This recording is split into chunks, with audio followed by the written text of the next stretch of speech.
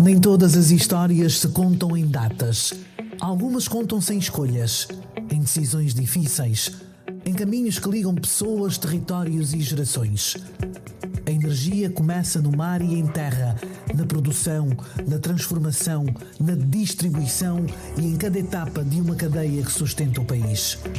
Mas energia nunca foi apenas o que extraímos, é o que preservamos, é o que transformamos, é o impacto que deixamos. Aprendemos que crescer exige responsabilidade, que desenvolver implica cuidar e que o futuro não se herda, constrói-se. Por isso, hoje, mais do que produzir energia, investimos em pessoas, em conhecimento, em soluções sustentáveis para um mundo em mudança. Chegar até aqui não nos acomoda, exige mais de nós. Sonangol. Produzir para transformar.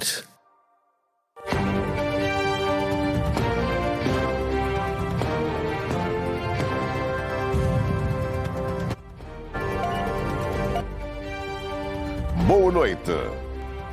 FMI recomenda prudência aos países exportadores de petróleo da África subsaariana na gestão das receitas extraordinárias resultantes do elevado preço do crude no mercado internacional. Angola abre mercado da refinação de derivados de petróleo a países africanos. Lula da Silva está em Washington para falar com Donald Trump.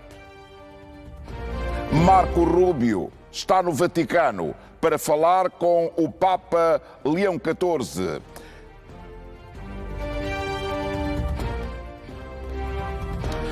E ontem, depois da qualificação do Paris Saint-Germain para a final da Liga dos Campeões da Europa, houve confrontos em Paris.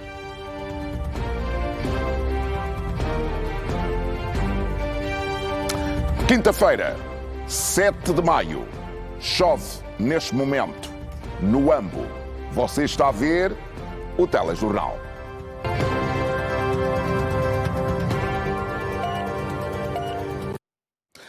A antiga administradora do município de Chicomba foi condenada ontem a 16 anos de prisão efetiva no âmbito de um processo relacionado com crimes de natureza económica e financeira.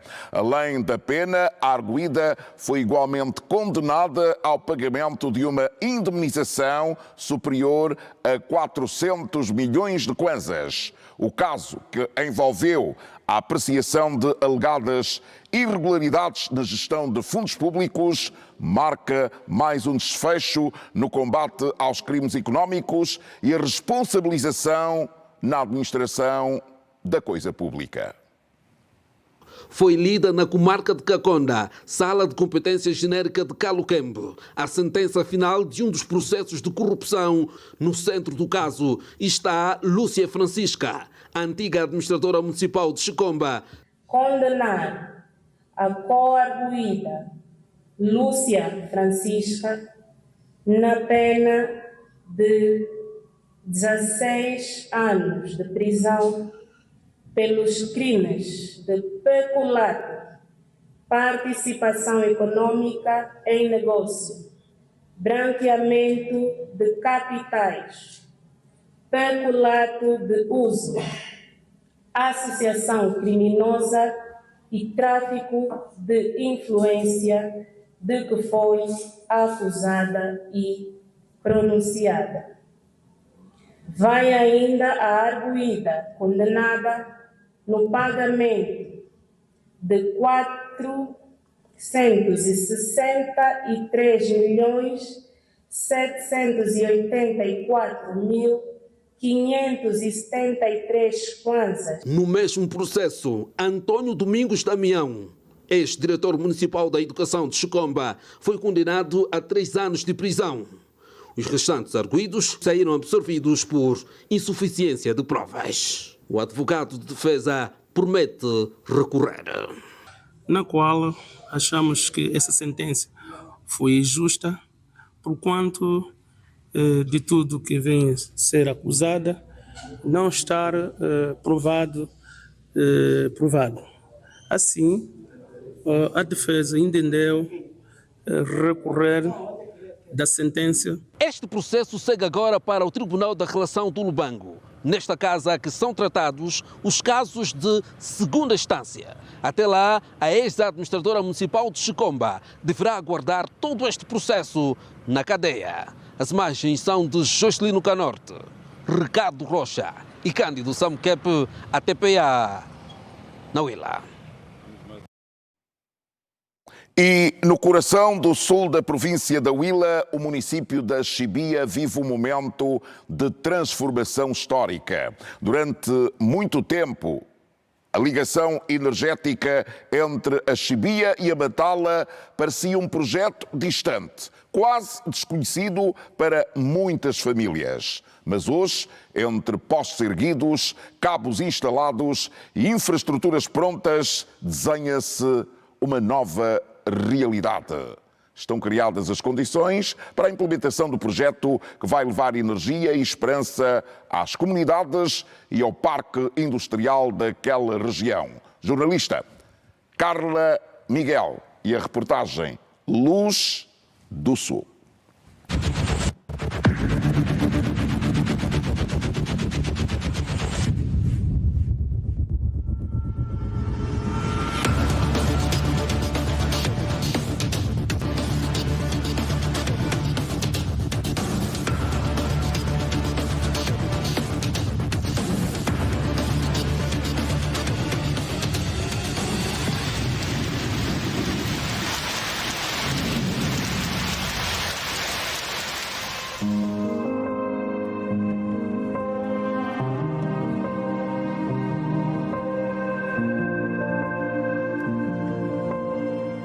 Imagine uma cidade totalmente iluminada, luzes acesas, vida em movimento. De repente, um bairro se apaga, depois outro e mais um.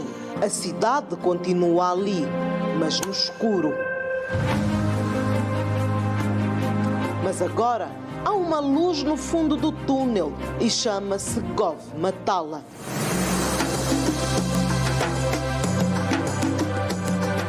A lua despede-se para dar lugar ao sol. A nossa equipa de reportagem prepara o equipamento para contar uma história diferente. Desta vez, o nosso destino é o município da Chibia. Um lugar de gente que trabalha, onde o PIM e outros projetos ajudam a melhorar as condições sociais. Além de jovem, sou nascido e residente do município da Chibia. O município está a crescer muito, isto é visível, é um município bastante fértil em termos de rochas ornamentais, e se nós tivermos aqui todas as condições necessárias, vamos atrair mais gente para investir no município e todo mundo ganha. Aqui os campos brotam e a água permite a extensão de pequenos projetos. Temos 139 escolas de campo em vários locais do município. A criação de lavras familiares como esta favorece o trabalho dos camponeses. Estamos a cultivar milho, repolho, cebola, como é que posso dizer, pepino, pimento, ervilha. A água que beneficia estas comunidades vem daqui, na estação de tratamento, inaugurada em julho de 2025, a colocação do equipamento de segurança é regra. Foi aqui também onde vimos acontecer o trabalho sincronizado, onde Joaquim tem a missão de fazer a manutenção do grupo gerador e ligá-lo. Cumprida esta etapa, a responsabilidade é passada a Zé, que segue em direção a outra área, desta vez para ligar o botão que permite que a água possa jorrar nas casas dos cidadãos. A princípio ligamos o gerador, medimos os níveis dos reservatórios que deixamos no dia anterior, antes do início da produção. Depois ligamos o sistema e começamos o tratamento da água. A captação de água é feita a partir da barragem das Gangelas. Conta com uma rede de distribuição de pelo menos 48 quilómetros e reservatórios com capacidade para 1.460 metros cúbicos.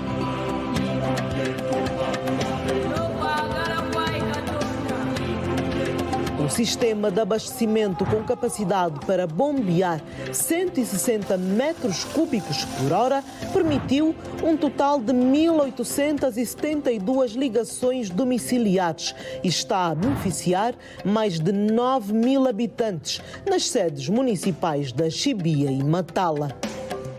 Anteriormente nós tínhamos uma ETA convencional com uma capacidade de apenas 40 metros cúbicos e que distribuía num período das 6 às 12 horas.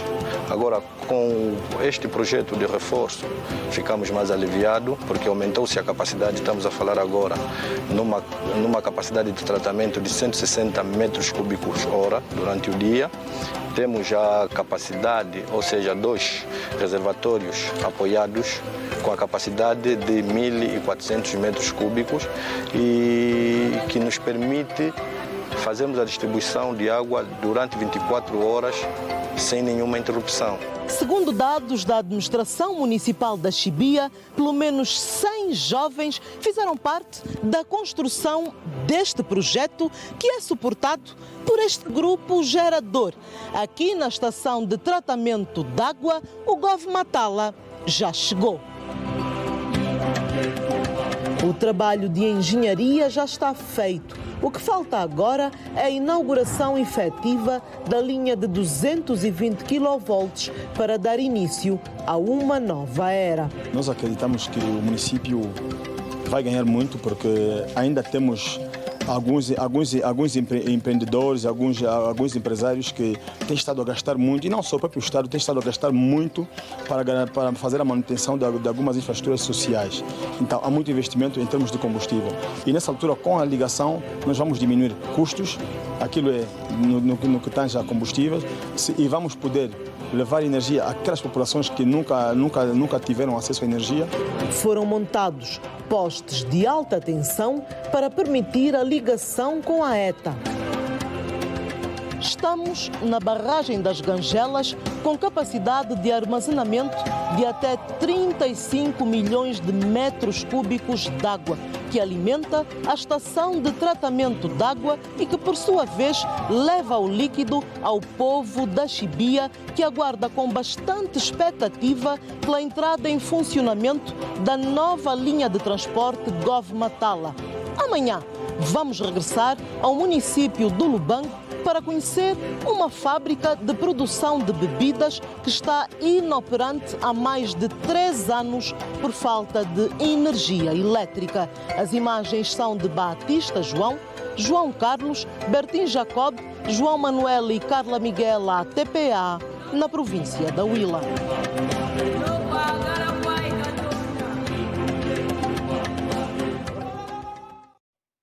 E num momento em que reforça os laços de cooperação entre Angola e o Gabão, a República Gabonesa manifestou hoje o interesse em formar militares na Escola Superior de Guerra das Forças Armadas Angolanas, uma intenção que foi expressa durante a visita do presidente do Gabão à instituição angolana, vocacionada para formar, aperfeiçoar, especializar e também capacitar oficiais das Forças Armadas e outros profissionais em altos estudos estratégicos, operacionais, táticos e administrativos. Chegou às 11 e foi recebido com honras militares à porta da Escola Superior de Guerra das Forças Armadas Angolanas. É o segundo dia de trabalho do chefe de Estado gabonês. A cooperação bilateral é a grande bandeira numa visita oficial do presidente da República Gabonesa a Angola. Em cima da mesa, a conversa girou em torno dos programas de formação estratégica e os projetos ligados à capacitação das Forças Armadas Angolanas. Depois, uma vista de olhos à instituição que prepara os quadros militares e civis para desafios ligados à defesa, segurança nacional e cooperação regional. Brice Nguema, passou pela Sala de Arte Operativa e pela Academia de Estudos Estratégicos Militares. A República do Gabão pretende formar aqui as suas forças militares. Ficamos com a intenção, uma perspectiva do Gabão, de formar quadros na Escola Superior de Guerra.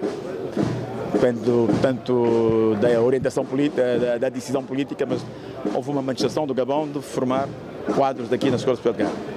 A escola ministra cursos de estratégia e arte operativa, comando e direção, comando e Estado-Maior, organização de asseguramento moral e psicológico e de promoção a oficial superior. Apenas para oficiais já com licenciatura. O presidente do Gabão viu os 4 cantos da escola, assinou o livro de honra e depois a fotografia. Os dois países têm interesses em matérias ligadas à estabilidade, reintegração regional, segurança marítima no Golfo da Guiné e desenvolvimento econômico. As relações bilaterais entre a República de Angola e a República Gabonesa foram formalmente estabelecidas em 1977. Edilson Pedro, Jamila Sebastião, Carlos Lino, TPA. E o presidente do Gabão foi informado sobre o funcionamento da refinaria de Luanda. Na ocasião, o ministro dos Recursos Minerais, Petróleo e Gás disse que há abertura para que o Gabão tenha participação na refinaria do Lobito, uma infraestrutura que, concluída, poderá processar cerca de 200 mil barris de petróleo dia, garantindo uma maior oferta de derivados. Os números distanciam Angola do Gabão do ponto de vista da produção e refinação de petróleo. Mas os desafios da indústria obrigam os dois países a caminharem juntos. Angola já produziu até 2 milhões de barris de petróleo dia, mas o declínio obriga-os a uma produção de 1 milhão e 500 mil barris. O Gabão produz atualmente 216 mil barris, números muito abaixo da realidade angolana. No campo da refinação, só Luanda processa 65 mil barris de petróleo para produtos diversos. O Gabão processa apenas 24 mil nas suas refinarias. São números, uma experiência em operações em águas profundas, uma legislação adaptada à atração de investimentos que abrem espaços para o intercâmbio profundo entre os dois países. Gostaríamos de manifestar a nossa total disponibilidade para partilhar conhecimentos e experiências nos domínios da exploração e produção de petróleo, gás e biocombustíveis, bem como para beneficiar da experiência da República Irmã do Gabão nestes setores. Permitam-me, por isso, convidar os nossos homólogos gaboneses dos setores dos petróleos e das minas a visitarem Angola. Durante a recepção ao chefe de Estado do Gabão, que visitou a refinaria de Luanda, o ministro dos Recursos Minerais, Petróleo e Gás aproveitou a ocasião para convidar o Gabão a entrar no desafio da refinaria do Lobito, uma infraestrutura que, quando concluída, terá uma capacidade para processar 200 mil barris de petróleo dia, para garantir uma maior oferta de derivados do ponto de vista muito mais alargado. Esta refinaria poderá servir não apenas Angola, mas também outros países da África subsaariana. Atualmente, a refinaria encontra-se em construção e a Sonangol é até o momento a única investidora do projeto. Será para nós uma honra contar com a participação da República do Gabão neste empreendimento estruturante para a nossa região e para toda a África. Diamantino de Azevedo aproveitou a ocasião para falar do atual estado da refinaria de Cabinda. A refinaria de Cabinda já começou a produzir. Nós, de uma forma ainda tímida, mas não por nenhum problema com a refinaria em si, mas temos algumas questões com o sistema de importação e exportação da refinaria de Cabinda, que não está pronto ainda. Estamos a utilizar alternativa e não está pronto porque tivemos que rever o projeto inicial que previa um sistema, portanto, de oleodutos, né? De transporte do crudo e do transporte dos produtos derivados. No início nós prevíamos cerca de 12 quilómetros, mas depois as condições no terreno e outras exigências obrigaram-nos a aumentar para 20 quilómetros, né? E isso implica mais tempo, as dificuldades de construção no mar de Cabinda também, temos uma janela de 3 meses para trabalhar em pleno mar. O aço também há dificuldades de obtenção do aço no mundo, para além do aumento do preço, e todos os produtos vêm a partir de Ponta Negra, e isso fez com que não terminássemos o sistema de importação e exportação a tempo, né? Enquanto isso, temos uma alternativa e isso faz com que a refinaria não tenha capacidade suficiente para armazenar produto durante muito tempo. O Gabão é um país da África Central com uma população atual de 2.600.000 habitantes. O setor petrolífero é fundamental para a sua economia e contribui com perto de 45% do produto interno bruto, sendo um dos 5 maiores produtores de petróleo do continente africano, com uma produção que ronda os 210 e os 216 mil barris de petróleo por dia. Mais de 3 milhões de segurados espelham hoje a dimensão e o impacto do sistema de proteção social em Angola. Na abertura do Conselho Consultivo do MAPTES, a ministra Teresa Dias destacou que os números refletem o crescimento da intervenção do Executivo e a responsabilidade acrescida que recai sobre os gestores de um setor que influencia diretamente a vida de milhões de cidadãos. Mais de 3 milhões de segurados fazem parte atualmente da base de dados do Instituto Nacional de Segurança Social. Os dados foram avançados pela Ministra da Administração Pública, Trabalho e Segurança Social durante o Conselho Consultivo do Instituto Nacional de Segurança Social. Assim, à luz dos registros mais recentes, referentes a março de 2026, o Instituto contabiliza 288.381 contribuintes, 3.438.577 segurados e 169.118 pensionistas. Estes indicadores revelam não apenas a dimensão crescente da nossa intervenção, mas mantém a responsabilidade acrescida que sobre nós recai enquanto gestores de um sistema que afeta milhões de vidas. O número de segurados, segundo o PCA do Instituto Nacional de Segurança Social, representa um crescimento superior de 11%. Sinal claro de que mais angolanos confiam e integram o sistema de proteção social. Cerca de 168 mil pensionistas com pagamentos regulares, assegurando rendimento digno a idosos, sobreviventes e pessoas em situação de vulnerabilidade. 80% dos pedidos de prestações sociais deferidos, indicador de eficiência administrativa que deve continuar a crescer, mas ainda registramos alguma letargia administrativa. Foram ainda registados mais de 600 mil atendimentos ao público de forma presencial e pelos diferentes canais digitais. Podendo hoje, com um clique, selecionarem a moeda de pagamento das contribuições e a declaração eletrónica. A digitalização não é um fim em si mesmo, é um meio de garantir que nenhum angolano fique excluído por razões geográficas ou administrativas. Alargar o número de contribuintes aos trabalhadores informais consta dos objetivos. Ninguém pode ficar para trás. Expandir é levar a proteção social aonde ela ainda não chegou. É incluir o trabalhador informal, o camponês, o jovem empreendedor, a zungueira, entre outros. É adaptar o sistema à nova realidade econômica de Angola, sem deixar de proteger os mais vulneráveis, os idosos, as crianças, as pessoas com deficiência. A universalização da segurança social não é apenas meta estatística, não deve ser. É um imperativo de justiça social que, felizmente, com muito esforço, tem dado passos certeiros rumo à sua concretização. No primeiro Conselho Consultivo realizado pelo Instituto Nacional de Segurança Social, foram apontadas metas e desafios para o ano 2026 e 2027. Estamos a falar da boa governação, da preocupação do cidadão que não pode esperar, cobertura pessoal, eficiência e qualidade nos serviços. Com imagens de Teto Ferreira, Jerusa Neto TPA, no primeiro Conselho Consultivo do Instituto Nacional de Segurança Social.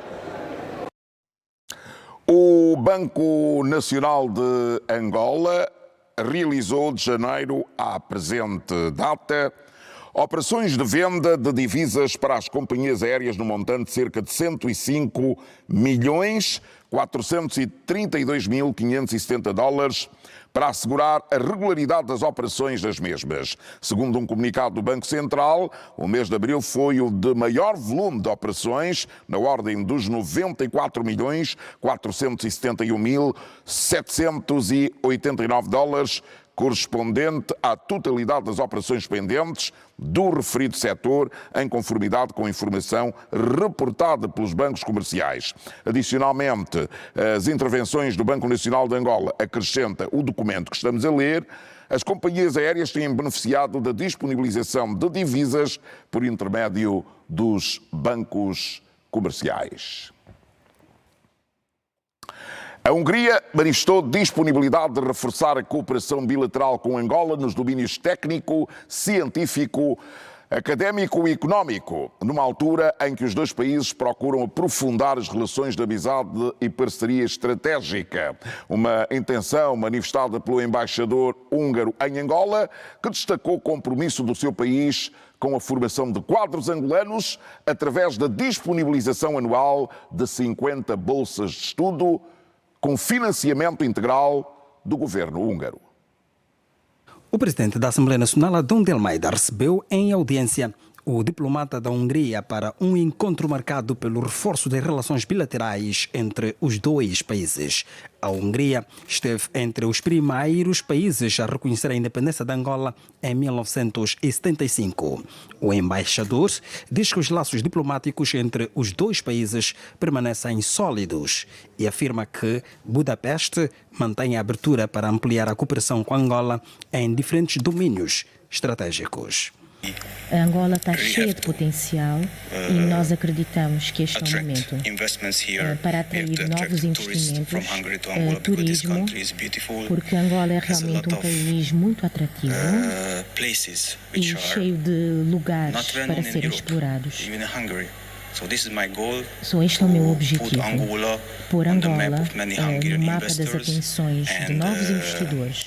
Segundo o embaixador, o governo húngaro concede anualmente 50 bolsas de estudo a estudantes angolanos com financiamento integral. O diplomata destacou ainda a participação de uma empresa húngara no fornecimento dos novos passaportes eletrónicos angolanos, considerando o projeto um dos símbolos da parceria entre os dois Estados. Da nossa parte, estamos a analisar o que até ao momento nós conseguimos conquistar e, igualmente, dos potenciais setores que podem ser desenvolvidos. Do nosso lado, nós oferecemos a possibilidade de várias cooperações entre Angola e Hungria. Da nossa parte, a Hungria está a oferecer cerca de 50 bolsas de estudo para os estudantes angolanos, com todas as despesas incluídas. Igualmente, estamos responsáveis pelo novo projeto do passaporte biométrico. A cooperação científica também esteve em destaque. O diplomata revelou a existência de iniciativas de investigação no Ambo ligadas à proteção de flamingos de pés vermelhos, espécie identificada em Angola por exploradores húngaros no século XIX. E quanto ao novo cenário político da Hungria após as eleições parlamentares de abril, falou da intenção de uma aproximação econômica mais forte com Angola.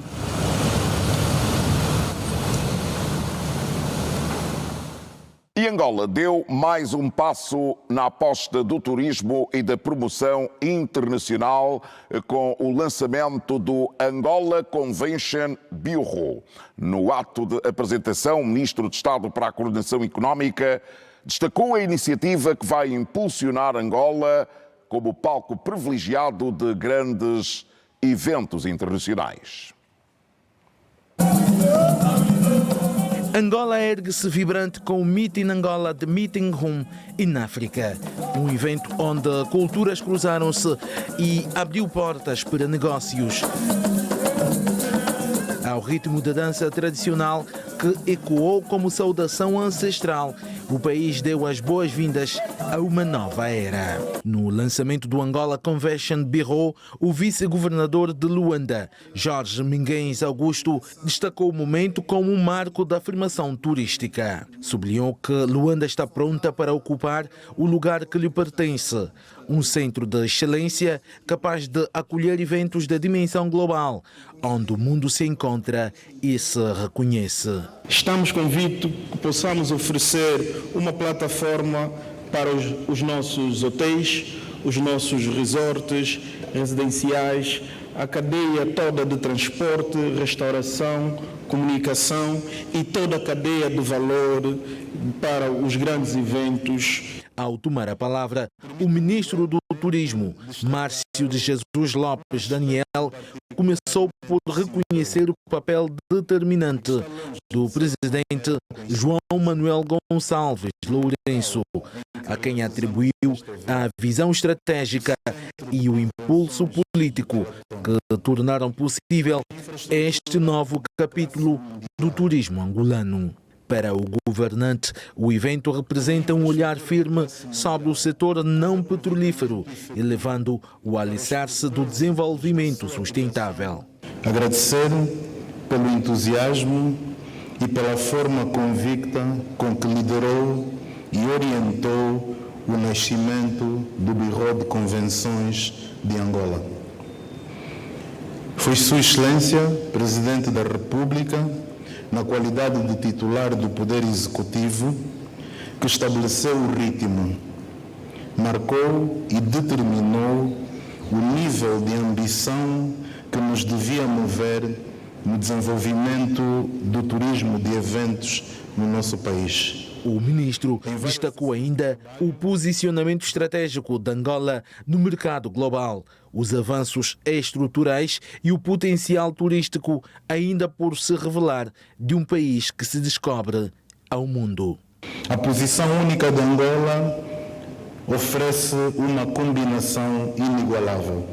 Uma localização estratégica que conecta regiões, indústrias fortes e relevantes, infraestrutura em crescimento e experiências culturais autênticas. Entre os momentos mais marcantes, brilhou a apresentação do vídeo Meeting Angola, uma narrativa visual que revelou as riquezas naturais, culturais e logísticas que tornam o país num destino competitivo da rota turística internacional. Em representação do chefe de Estado, o ministro de Estado para a Coordenação Econômica, José de Lima Massano, traçou uma linha histórica, destacando o percurso de resiliência e crescimento do setor.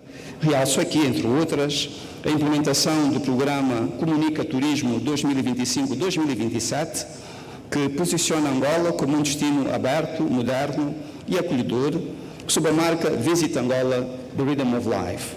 O alargamento de isenção de vistos de turismo, abrangendo agora cerca de 100 países, a publicação do catálogo e qualificador das profissões do setor do turismo, instrumento fundamental para a valorização do capital humano, e nos próximos dias a institucionalização da identidade visual da marca Visit Angola em feiras e eventos internacionais.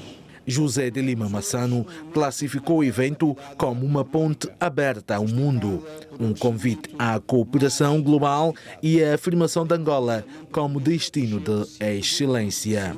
Para que os operadores públicos e privados possam captar novas oportunidades, transformando a hospitalidade em prosperidade partilhada. A presença da ICA, a Associação Internacional responsável por uma parte significativa da promoção mundial de congressos e convenções, reforçou o peso da iniciativa. O que a ICA basicamente pretende, com o objetivo deles é, primeiro, promover, treinar e fortalecer Angola no sentido de mostrar aos outros países do mundo o que Angola tem de especial, o que pode-se trabalhar em Angola e o que o turismo em Angola pode ser. A ambição é clara. Até 2032, o turismo deverá representar mais de 1% da economia nacional. Para Luís Kupinala, a experiência chinesa poderá ser determinante para acelerar este crescimento. A China ocupou o segundo lugar a nível do turismo mundial, turismo global, atrás dos Estados Unidos da América. O evento reuniu ministros, secretários de Estado, líderes empresariais e representantes diplomáticos, num ambiente de convergência e visão partilhada. Num gesto simbólico de compromisso com o futuro, foi assinado o memorando entre o Infotur e a ICA. O ministro das Telecomunicações, Tecnologias de Informação e Comunicação Social defendeu hoje um maior compromisso e trabalho conjunto entre os países africanos para acelerar a transformação digital, impulsionar a inovação tecnológica e fortalecer a conectividade no continente. Mário Oliveira reconheceu que as TIC desempenham um papel preponderante na caminhada que os países da região estão a fazer rumo à transformação digital. Apontou a necessidade de um programa de formação contínua e especializada para os jovens com vista ao alcance da inovação digital. Esses pontos só conseguiremos atingir com um grande programa de formação especializada dos nossos jovens, dos nossos técnicos. Só poderemos ter inovação se tivermos formação. Só poderemos ter transformação digital se tivermos formação. E é importante que durante essa conferência possam igualmente discutir o caminho para a formação dos nossos jovens com vista a que possamos atingir os objetivos que nos trouxe até aqui. Na 46ª Conferência Anual da Associação de Telecomunicações da África Austral, o ministro falou sobre o desenvolvimento do Programa Espacial Nacional. Angola, nesse aspecto, temos procurado dar passos muito significativos naquilo que é o contexto da transformação digital do país. É assim que estamos a desenvolver, de há uns anos a essa parte, o nosso Programa Espacial Nacional, onde neste momento se destaca o projeto ANGOSAT 2, igualmente o projeto ANGEL 1, que é um projeto de um satélite que já está em construção, satélite de observação da Terra, que tal como o ANGOSAT 2 estará igualmente ao serviço da nossa região.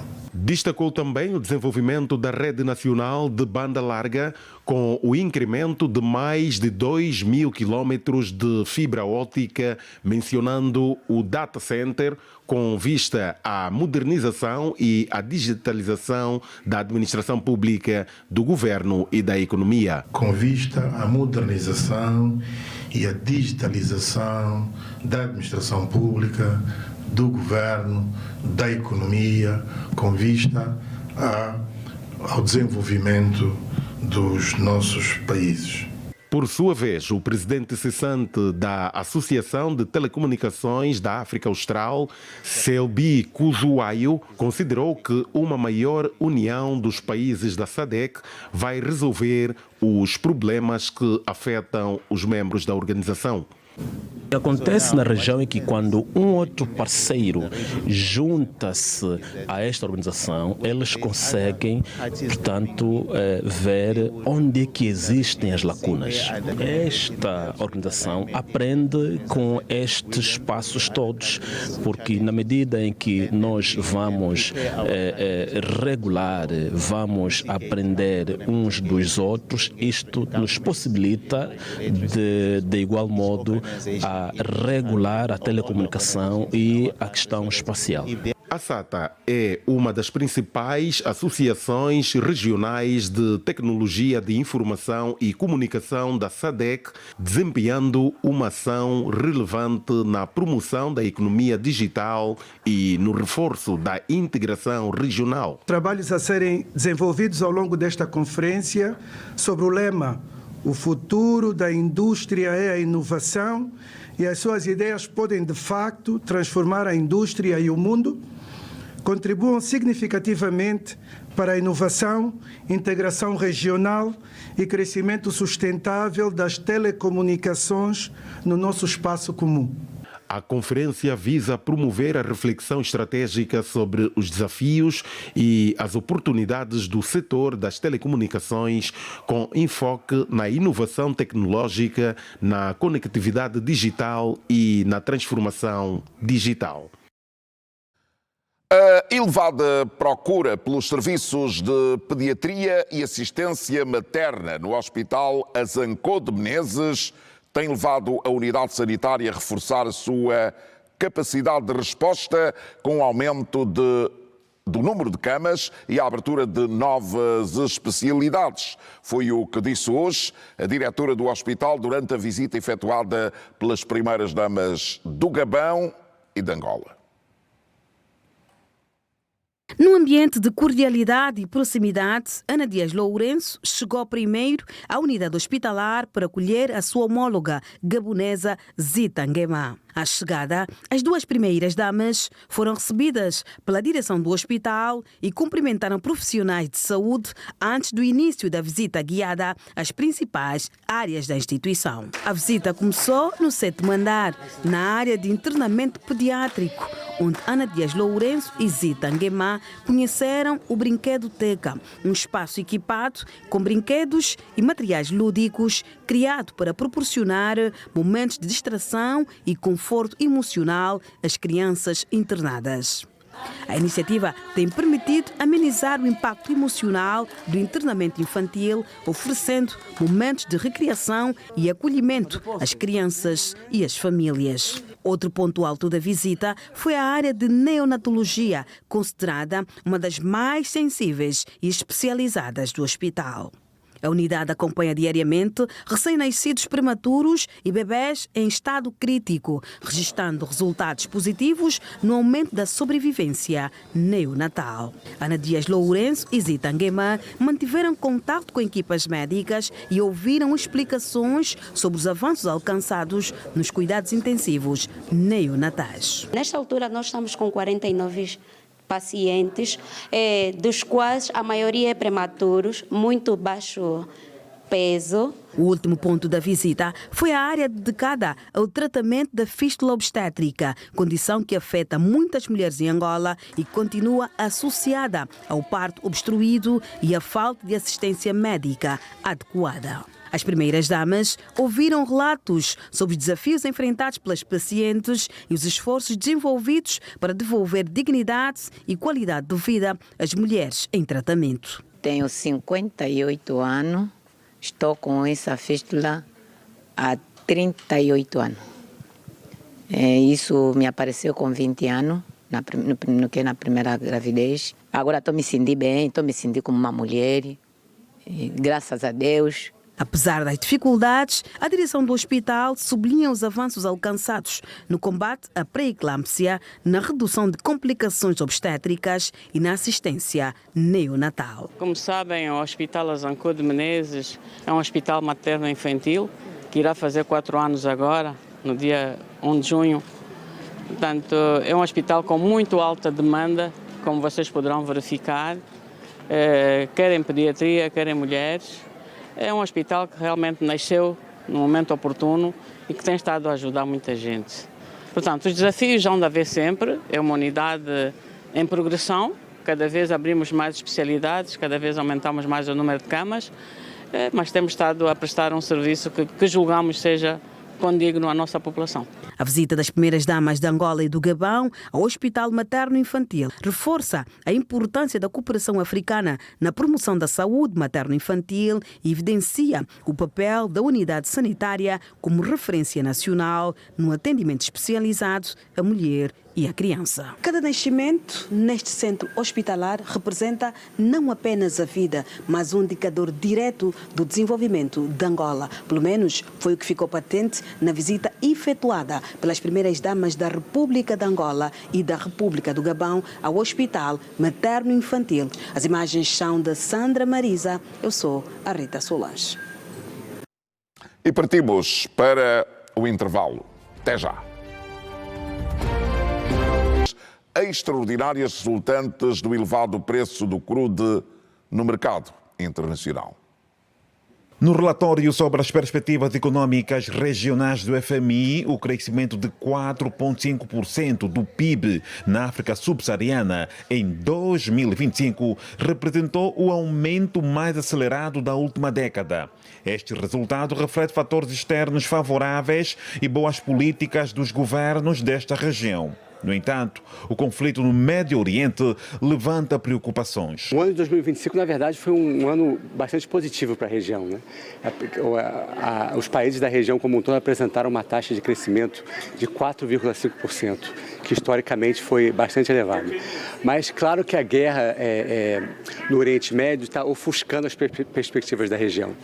Então nós estamos projetando um abrandamento, uma desaceleração desse crescimento para 2026, que vai se situar em torno de 4,3% para a região como um todo. O representante residente do Fundo Monetário Internacional em Angola esclarece que o país não está imune aos riscos do mercado. O conflito no Médio Oriente impacta diretamente sobre os preços do transporte marítimo, fertilizantes e dos alimentos. Diante disso, o fundo recomenda que qualquer receita extraordinária de petróleo que Angola obtenha seja utilizada para diminuir essas vulnerabilidades, como através da redução do seu endividamento. Angola tem necessidade de financiamento e endividamento de curto prazo bastante elevadas e uma parcela delas também de uma forma muito focalizada para proteger as populações mais vulneráveis que serão afetadas pelos aumentos dos preços dos alimentos, impactadas também pelos fertilizantes. Um mundo cada vez mais interligado. As respostas isoladas revelam-se insuficientes. A integração econômica regional surge como um instrumento estratégico para potenciar o comércio intra-africano, promover cadeias de valor regionais e reduzir as vulnerabilidades externas. O governo esclarece que está a trabalhar para cautelar as possíveis dificuldades a enfrentar. Há trabalho já feito, há posições do governo no sentido de, com base na situação mundial, o aumento do preço do petróleo, a escassez em termos de combustíveis, o aumento dos fertilizantes, nós vamos tomar medidas para que podemos estar alinhados com as dificuldades que os nossos empresários, a nossa economia enfrenta. Sobre as avaliações diferentes sobre o crescimento do PIB angolano entre o FMI e o governo, Vítor Hugo Guilherme afirma. O período em que foram feitas estas análises são períodos diferentes. O FMI normalmente faz abril, outubro, e nós fizemos noutros períodos, assim como outras organizações. Nós daqui no mês de maio, o Banco Africano de Desenvolvimento também vai fazer as suas projeções e que se calhar podem estar um pouco desalinhadas ou diferentes do FMI por causa do período em que eles são feitas. Quanto às recomendações, o FMI refere que a integração regional pode fomentar o crescimento e melhorar a resiliência da cadeia de abastecimento num contexto geopolítico em alteração. O aprofundamento dos mercados instrumentos financeiros nacionais pode igualmente facilitar o acesso a um maior volume de financiamento em moeda nacional. Disponibilizar a inteligência artificial ao serviço da produtividade será necessário para alargar o acesso a fontes de energia elétrica fiáveis, bem como efetuar investimentos em infraestruturas digitais.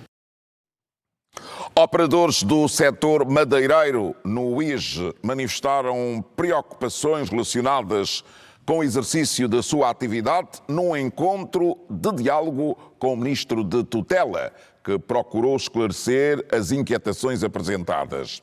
Em resposta, o governante apelou aos operadores para a adoção do modelo de contratação por concessões, sublinhando que esta modalidade garante maior organização do setor e melhor salvaguarda dos interesses da classe e do Estado.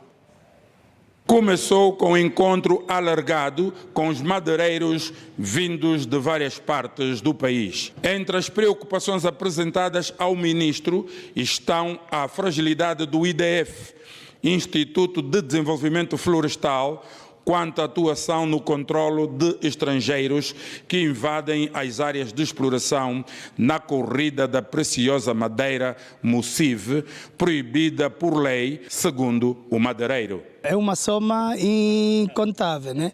Porque eles atravessam com a madeira nos rios, fazem a exploração de forma anarquicamente. Gostaríamos que os estrangeiros saíssem, que é para comprarem a madeira nos entrepostos. Outra preocupação está na forma não muito clara como as autoridades do SIC, do DIP, lidam com a documentação dos caminhões de transportes de madeira. Há muito impasse realmente, devido a interferências dos órgãos do Ministério do Interior, nomeadamente o DIP, que mesmo ter já um decreto que proíbe a fiscalização econômica, continuam a interferir-se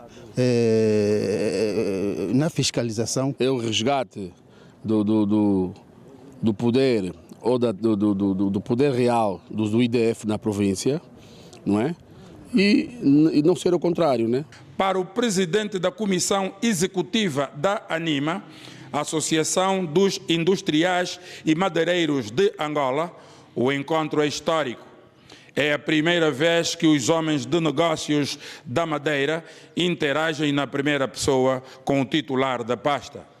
Nunca que eu me lembre uma atividade como esta foi presenciada pelo Ministro da Agricultura e Florestas.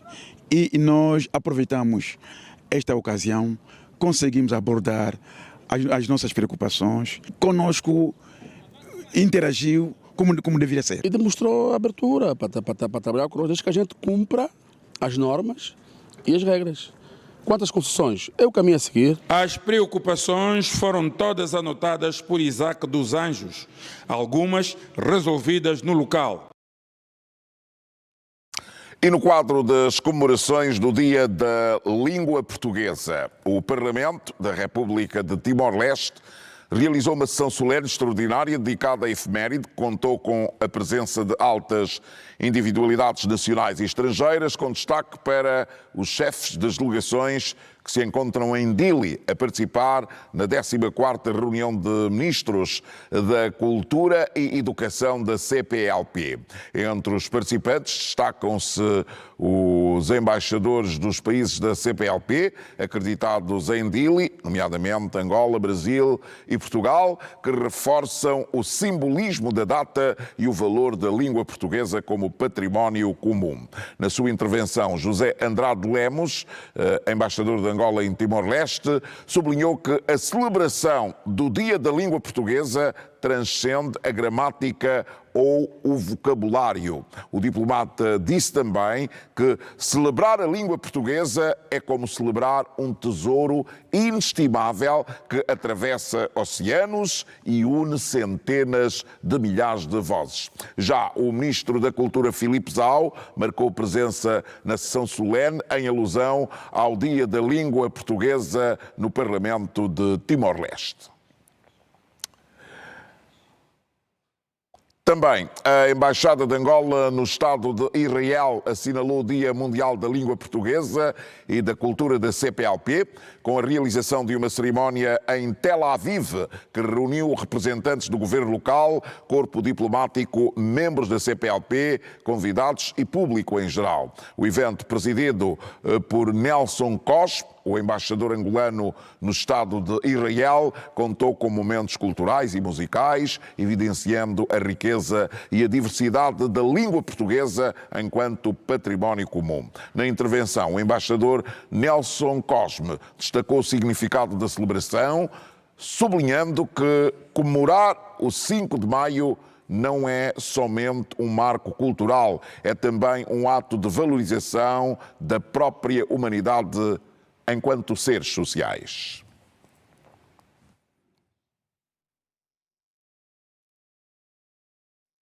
E na celebração antecipada do Dia da Europa, a embaixadora da União Europeia acreditada em Angola destacou o papel do Presidente da República no reforço da cooperação entre Luanda e Bruxelas.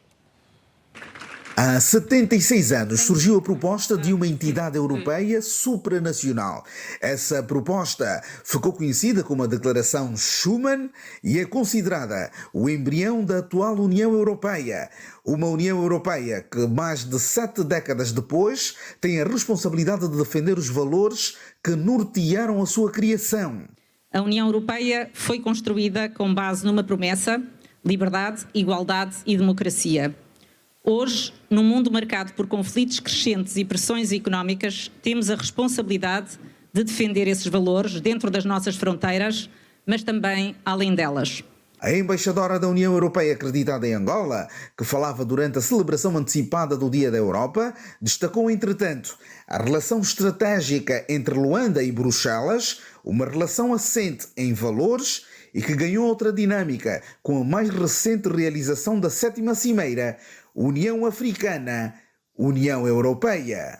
A Cimeira foi um sucesso notável, em grande parte graças ao papel desempenhado por Angola e Sua Excelência o Presidente da República enquanto Presidente em exercício da União Africana. A parceria entre a União Europeia e Angola, em particular, demonstra que a cooperação internacional, quando baseada na confiança e no respeito mútuo, gera resultados concretos para as populações. Um exemplo claro é o Corredor de Lobito, projeto emblemático que ilustra a nossa abordagem integrada de 360 graus, que vai muito além das infraestruturas físicas, combinando investimento em transportes, energia e conectividade.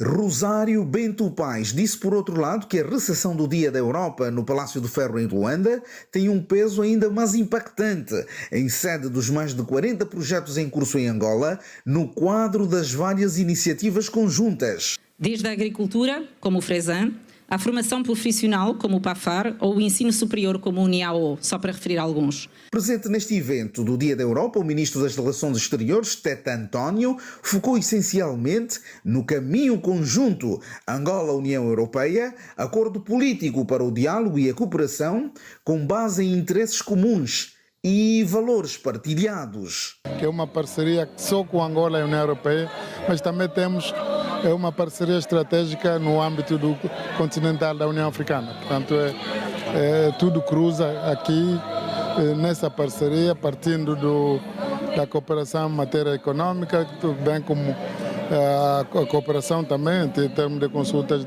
sobre questões internacionais. Quem também marcou presença nesta atividade foi a vice-presidente do MPLA, Mara Quiosa, que colocou acento tónico aos projetos estruturantes em curso no país e que surgiram no quadro desta parceria, a Angola União Europeia. Como sabe, temos muitos projetos e boa parte deles estruturantes até, que têm estado a ser cofinanciados também pela União Europeia, e podíamos naturalmente aqui destacar um importante projeto estamos a nos referir exatamente ao corredor do Lobito, este que é, como sabe, o ex-libris em termos de projeção económica que nós queremos para o nosso país e que tem também a participação ativa da União Europeia.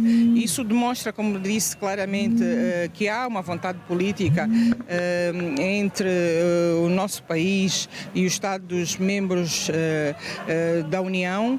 Continuamos a cooperar para além do corredor do Lobito, que já fizemos referência, continuamos a cooperar em setores estratégicos do nosso país. Estamos a falar da agricultura, estamos a falar da pesca, estamos a falar de energias renováveis, estamos a falar do setor dos transportes, etc., que consideramos domínios importantes para o desenvolvimento do nosso país, mas para o reforço também destas relações. Nós estamos unidos por uma tradição de séculos, apesar de nossa parceria fazer 40 anos, mas nós temos uma parceria secular com muitos países da Europa. Portanto, inclusive Portugal, França e outros mais. O Dia da Europa celebra-se a 9 de maio, entretanto, e de forma antecipada, Luanda festejou a data com a realização de momentos políticos, mas também com uma feira gastronómica que ilustra a diversidade global. E agora, o estado do tempo.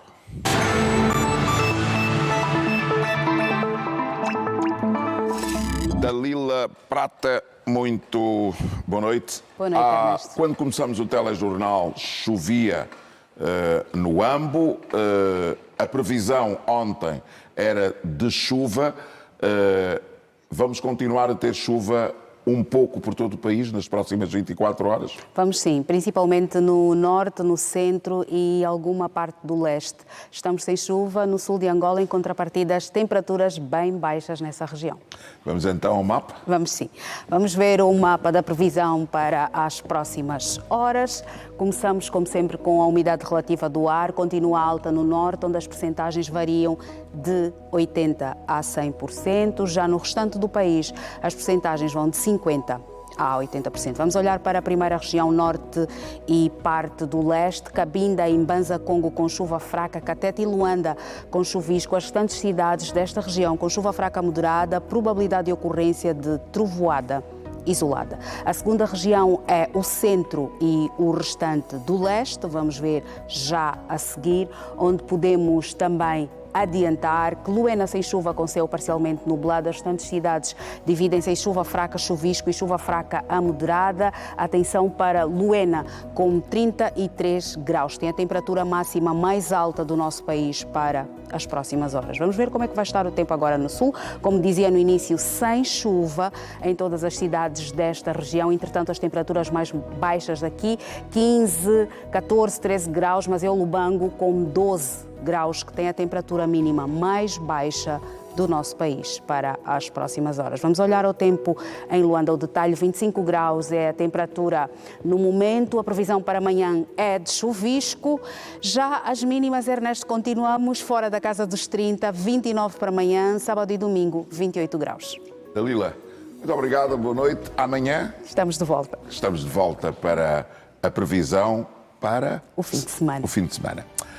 Bom, vamos então, Dalila, partir para o próximo intervalo. Quando regressarmos, vamos olhar para a nova governadora do Quando, que já está em Mavinga a dirigir os destinos daquela região do nosso país. Até já. Com produtos arrecadados em doações para apoiar as vítimas das cheias em Benguela. No Reino Unido aperta mais forte todos os dias o abraço solidário às vítimas das cheias em Benguela. Depois das recolhas de bens diversos em Leeds, em Londres, os armazéns guardam produtos diversos em quantidade necessária para fechar um contentor de 40 pés com roupa usada, brinquedos e material escolar para crianças, cadeiras de rodas, carteiras, utensílios para cozinha e outros bens de primeira necessidade. Temos produtos que vieram de Glasgow, Escócia, que vieram de Newcastle, Leeds, Birmingham, Coventry, Sheffield e Plymouth. Estamos aqui armazenados a maioria das nossas... Essa é uma das metades de que nós temos cá. Ainda temos o restante que encontra-se nesse momento no outro store aqui de lado. Temos mais essa garagem, ou storage. Temos comida, temos brinquedos, temos roupa de banho, temos roupa de cozinha, toalhas de mesa. Tudo o que está aqui catalogado e guardado é o contributo da comunidade angolana residente em várias províncias do Reino Unido. O movimento, liderado pela CARU, Confederação das Associações Angolanas no Reino Unido, tem o apoio institucional da Embaixada de Angola, que nos encontros realizados com a comunidade apela para a união, respeito pelas instituições e uma maior colaboração com as autoridades angolanas em terras de Sua Majestade. Sabemos algumas questões que temos de preocupação, não só de documentações, como também de aberturas para empreendedores residentes cá, angolanos. Os problemas que nós temos são a nível social, mas também abrange os problemas de iliteracia financeira. Foi um evento muito rico para nós. Estamos aqui com ideias muito fortes que vamos implementar futuramente. Nos encontros realizados em Liverpool e Manchester, a comunidade pediu ao embaixador a implementação urgente de serviços consulares itinerantes para facilitar a vida de quem vive a horas de Londres. A comunidade angolana no Reino Unido é de cerca de 45 mil angolanos, grande parte deles imigrantes há mais de 2 décadas.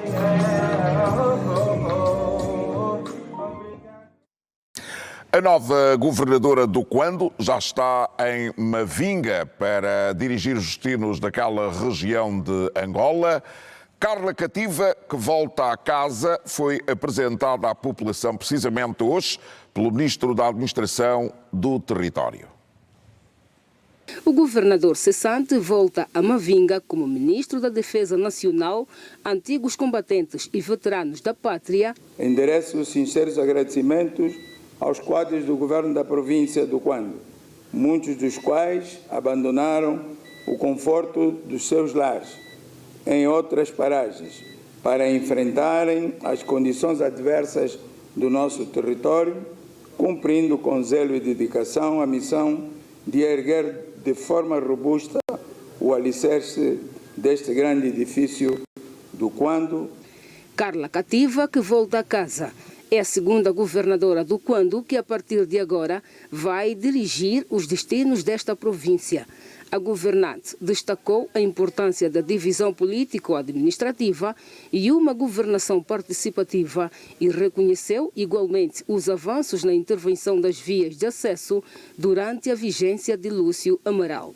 Com prioridades absolutas, a continuidade da resolução dos problemas das vias de acesso, que muito bem foi aqui começado por Sua Excelência, Senhor Ministro da Defesa e Governador primário da nossa província, que com muito esforço, foco e determinação, estabeleceu prioridades para alavancar a nossa província. Antes, para sairmos do Cuito Cuanaval a Mavinga, levávamos cerca de mais de 24 horas. E hoje é possível, porque mais de 100 quilômetros já estão intervencionados. Durante a apresentação pública da nova governadora, o ministro da Administração do Território, Daniel Neto, reconheceu as mudanças que a província tem estado a registrar e acredita em dias melhores com a efetivação dos projetos, alguns já em curso, para a satisfação das necessidades da população. Sentimos durante pouco tempo a esta entrega, a esta dedicação, a esta transformação que a nossa pequena província na altura e hoje dimensionada em que está.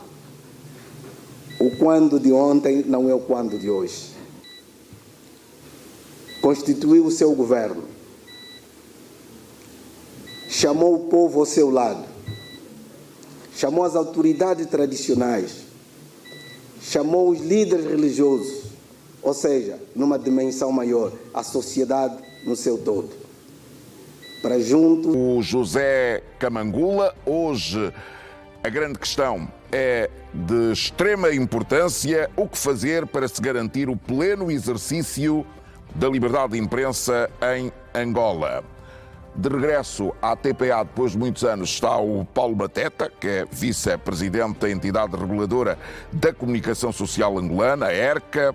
Está também connosco o André Mussamo, secretário-geral adjunto do Sindicato dos Jornalistas Angolanos, o doutor Inglês Pinto e, pelo Ministério das Telecomunicações, Tecnologias de Informação e Comunicação Social, vamos ouvir o que tem a dizer João Demba. É um assunto que tem todo o interesse público, por isso você não pode perder. Assim, em especial, desejo boa noite. Eu volto amanhã.